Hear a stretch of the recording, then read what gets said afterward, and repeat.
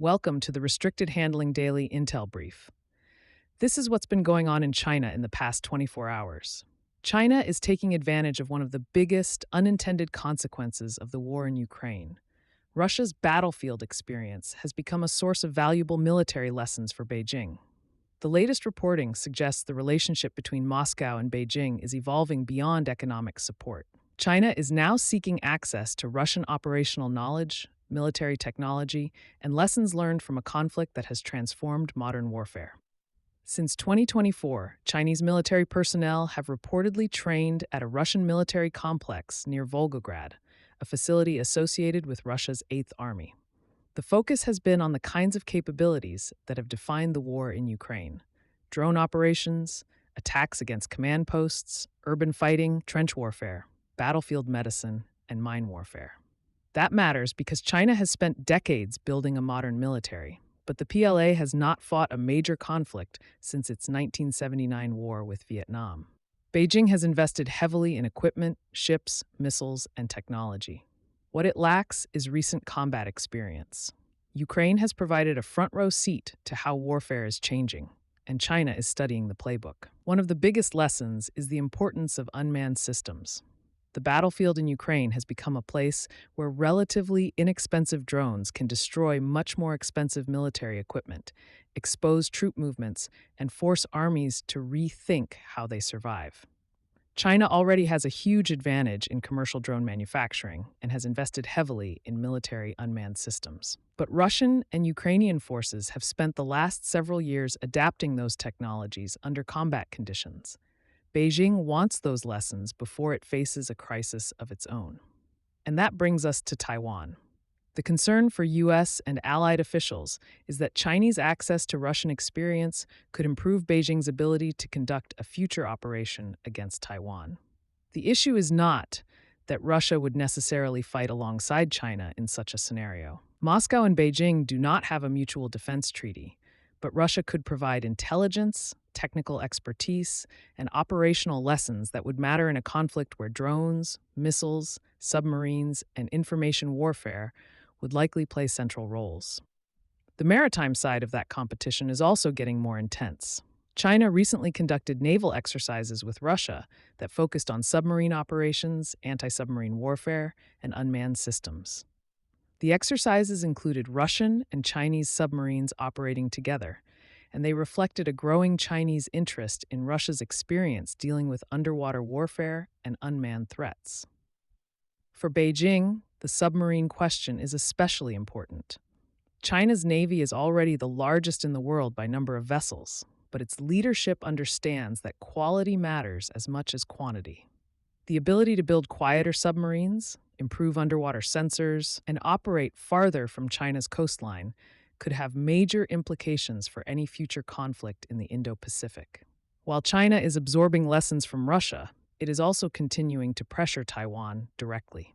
As an update from the recent military activity around the island, China carried out live-fire exercises near Fujian province after Secretary of State Marco Rubio met Chinese Foreign Minister Wang Yi in Manila. The timing was notable because the drills came immediately after diplomatic engagement focused on stabilizing U.S.-China relations. The exercises themselves were limited compared with some of Beijing's larger Taiwan operations, but the message was consistent. China wants to show it can maintain military pressure while still keeping diplomatic channels open. Taiwan's Ministry of National Defense reported continued Chinese activity around the strait, including aircraft crossing the median line, Chinese naval vessels, and government ships operating nearby. The bigger picture is that Beijing continues trying to normalize military activity around Taiwan, gradually making a higher level of pressure feel routine. The same approach is visible in the South China Sea. The Philippines accused the China Coast Guard of using water cannons against Philippine vessels near Scarborough Shoal for the second consecutive day. Manila said a Chinese vessel came dangerously close to one of its boats, while Beijing said its forces were responding to what it called illegal activity in Chinese waters. This is becoming a familiar pattern. China increasingly uses Coast Guard and maritime law enforcement forces rather than military vessels to advance territorial claims. The advantage for Beijing is that it can apply pressure while staying below the threshold of a traditional military confrontation. For Washington, the challenge is that these incidents create repeated moments of risk. A collision, an injury, or a miscalculation at sea could quickly test alliance commitments and force difficult decisions. The other major front in the US-China competition remains technology, especially artificial intelligence. The White House has accused Chinese AI company Moonshot AI of using a technique called distillation to extract capabilities from US-developed AI models. Michael Kratsios, President Trump's science and technology advisor, said Moonshot obtained capabilities from Anthropic models and may have accessed restricted NVIDIA computing systems. Treasury Secretary Scott Bessent warned that sanctions could be considered if Chinese companies engage in industrial-scale intellectual property theft. The timing is important because Moonshot's Kimi K3 model has drawn international attention. The company says it can compete with leading U.S. systems and plans to release the model as open source, allowing developers around the world to use and modify it. Beijing rejects the allegations and argues that China's AI progress comes from domestic innovation and investment. But the broader competition is expanding beyond who has the most powerful model. It is increasingly about who can make their technology the global standard. China is trying to win that competition by making AI cheaper and more accessible. Companies including Huawei, DeepSeek, Moonshot AI, ZAI, and Alibaba are pushing lower-cost models that require fewer resources and can be adopted by countries that cannot afford the most expensive Western systems. That strategy fits a broader Chinese effort to build influence through technology. Beijing is offering AI training programs, research partnerships, and digital infrastructure opportunities across Africa, Asia, and Latin America. China is also expanding its security relationships in more traditional areas. Foreign Minister Wang Yi recently pushed for deeper security cooperation with Belarus and Uzbekistan through meetings tied to the Shanghai Cooperation Organization. Beijing is also preparing a new international alliance focused on combating telecommunications and online fraud, with more than 40 countries expressing interest. These efforts serve multiple purposes.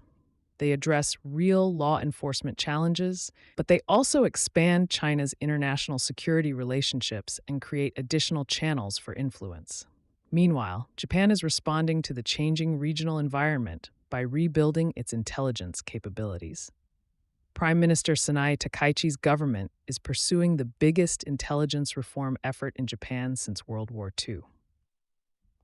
Tokyo is creating a more centralized intelligence structure, expanding plans for overseas intelligence collection and considering stronger anti-espionage laws. For decades, Japan has relied heavily on U.S. intelligence support. That is changing as Tokyo faces growing concerns about Chinese espionage, cyber operations, North Korean threats, and Russian activity. Finally, inside China, Xi Jinping continues reshaping the PLA through a sweeping anti-corruption campaign. Beijing recently issued a new military audit ethics code following years of senior officer removals. The message is clear. Political loyalty remains at the center of Xi's military strategy. The challenge for Beijing is balancing control with effectiveness. Cleaning up corruption may strengthen the military, but repeated purges can also create uncertainty and make officers more cautious about taking initiative. That's it for today's tour through the world's least relaxing headlines. If this was useful, leave a review or comment. For the deeper dive, head to restrictedhandling.substack.com. Stay sharp.